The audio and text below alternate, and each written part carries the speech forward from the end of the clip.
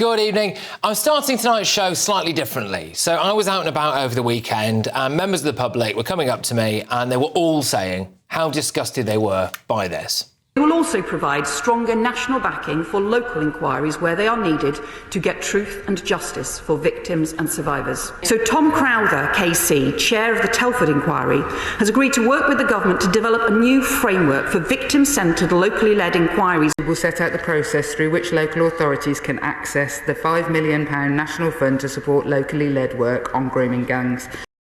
Yep, that is Labour's betrayal of Pakistani rape gang victims. The sense is that there was industrial-scale abuse and now there's an industrial-scale cover-up. And that could be because a full inquiry would expose how many police officers were complicit in the cover-up, how many Labour councillors were, how many magistrate judges, etc., etc., etc. That is reinforced by what one retired police officer told our reporter Charlie Peters last week. Uniformed Chief Inspector, and she said, I understand you've been following our children. I said, I've not been following your children. I've been following the people that I believe have been exploiting, taking advantage of your children. She said, if you continue to follow our children, I'm going to have you arrested. So in Britain, right now, we have police forces, the NHS, the education system in Wales, all doing their bit to, as they see it, promote diversity and inclusion, to the point where they're actually discriminating against white people. Is there not a chance that a full-blown national inquiry would reveal such damning truths about elements of the British Pakistani community that it would destroy the diversity and inclusion industry forever? Well, joining me now is Maggie Oliver, a lady who has done more to try to support victims and survivors of grooming gangs than, frankly, pretty much anyone in Britain. Maggie, it's an absolute pleasure to see you again. Thank you so much for making the time for us tonight on GB News. Now, I'm going to throw it over to you, Maggie, because I think you have a big announcement to make when it comes to grooming gangs. So the floor is yours. Yeah, thank you, Patrick, as always, and to your viewers for all the support and encouragement you give. I think what I'd like to say, first of all, Patrick, is that this campaign is completely separate from my charity, totally independent of that. It's called #TheyKnew. I was a police officer for 16 years, and what I saw horrified me to the extent that I resigned. I saw what I believe to be corruption and cover-ups on an industrial scale to prosecute serial sexual offenders and protect children. Now, when I resigned, I had three aims. One, to help every victim and survivor who needed help so that they weren't on their own. The second one was to hold those who have knowingly failed in their duty to protect children, to hold them accountable, and I mean legally accountable, criminally accountable, for gross criminal neglect. And the third aim was to bring in systemic change so that future generations of children do not have to suffer the same neglect that previous generations have. So I have seen over the last 12 years repeatedly cover-ups. The evidence is there to show that there was gross criminal neglect. And yet I have taken it to every institution, police complaints, the IOPC, the Home Office, the Children's Commissioner. Nobody wants to do anything about it. The country knows there has been a cover-up, and yet no individual senior chief constable, head of social services, council leader has ever been held criminally to account for gross neglect. And this campaign is to bring barristers, lawyers together who are giving their time on some of it pro bono, but as a public service to gather the evidence to ensure that action is taken. And it's survivor-led, but it's evidence-driven. I know from my 15, 20 years of experience that the evidence exists to prove that those at the top of these institutions knowingly covered it up. I can't pay for a private prosecution. That is probably what it will need. But I believe firmly that without personal accountability for those in positions of power, we will never really see the changes that we need, and we will continue to abandon children to their fate when the institutions fail to step in.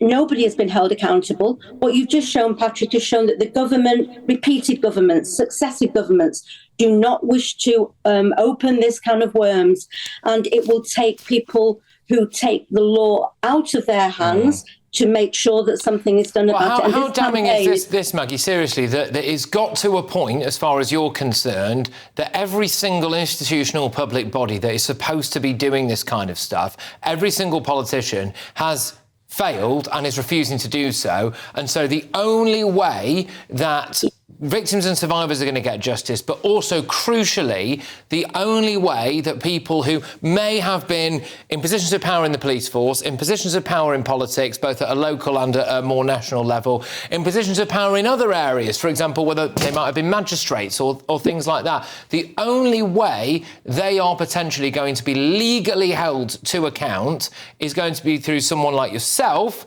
and others taking those matters into your own hands. I mean, that is quite damning, isn't it? It's damning, but that is what I believe, Patrick. I mean, I'm going to simplify it to one example, for instance, but there are many. 2005, Operation Augusta, 97 paedophiles identified, named, we knew who they were. It turns out now over 70 children abandoned. Greater Manchester Police, the Gold Command Group, knowingly, deliberately closed down that investigation because they wouldn't put resources in. The official report in 2020 confirmed that. 5 senior officers were referred to the IOPC. They all refused to be interviewed. They are still walking the streets on a big pension. The authorities know that they are guilty of gross criminal neglect. Those men were allowed to continue to abuse for another 20 years. I do not believe that the state will take action. And so it's left to people like me with my experience. I don't want my knowledge and experience to fade away before we see true accountability. And I am using my knowledge and my experience to try and lead the country towards the change that is needed. I can't do it on my own. I need public support to do it. None of this money that is raised, Patrick, will come to me, the survivors. It is to ensure that action is taken. And I believe this is the only way to do it. I honestly and truthfully do believe that, Patrick. And I'm going to tell people how they can donate as well in a second. But you firmly believe then that currently in Britain, there are people who have either retired now from positions of power or are still in positions of power who were complicit in either A, the abuse, or B, the cover-up. And do you think that the reason why people have had... I mean, by the way, Labour deny that they've pulled the rug on this, right? But I think the perception certainly is that they have. Do you think the reason why they've pulled the rug on it is because they are worried about how deep this goes and what it might reveal? I think that they just want to cover it up. And that's been the case for, Anne Cryer. She was trying to get it highlighted 25 years ago.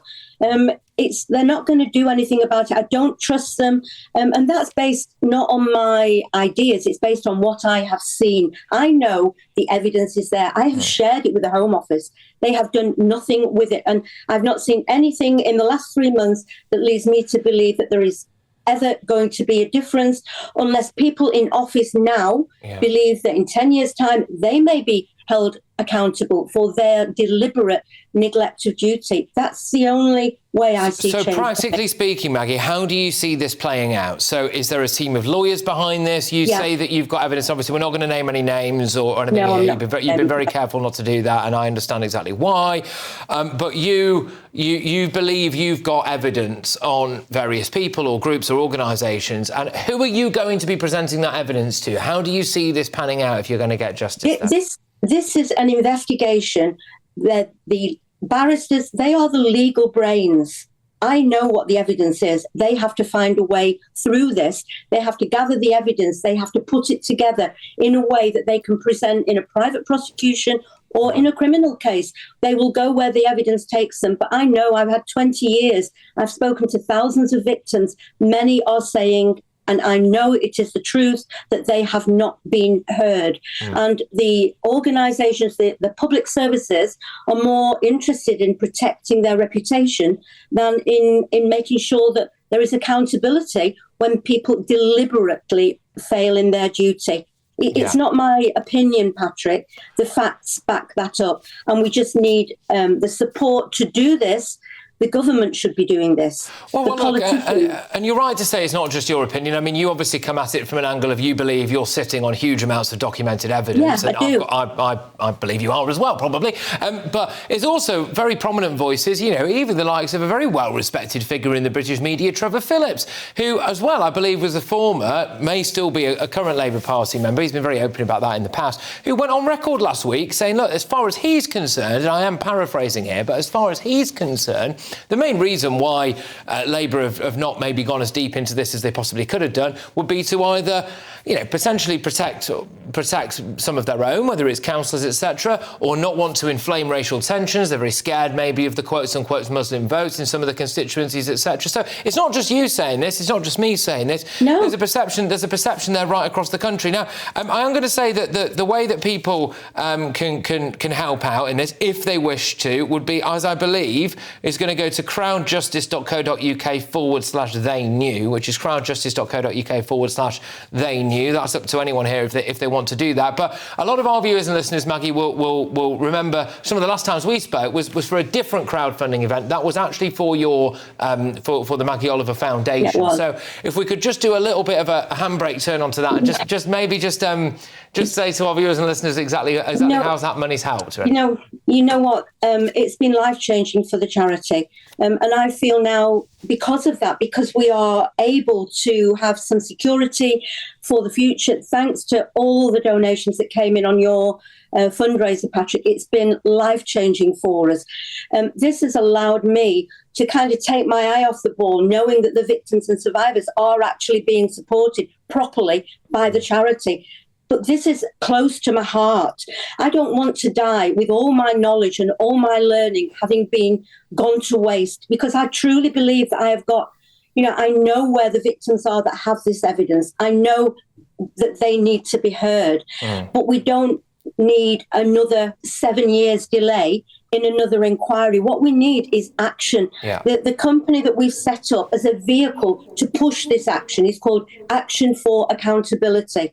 And that is where we will see success, we will see accountability, we will have people in the future then looking over their shoulder knowing that they too could be held to account in 10 years' time if they do not act and do their duty today. This is about the future. Yeah. It is not about the past, but in order to change things for the future, we have to make sure that people in positions of trust and authority now know that they can be personally held accountable for their failures. Well, Maggie, thank you very, very much. It's always a pleasure to see you. Well done for sticking your head above the parapet again. I hope that we can continue to touch base on this. That is Maggie Oliver there.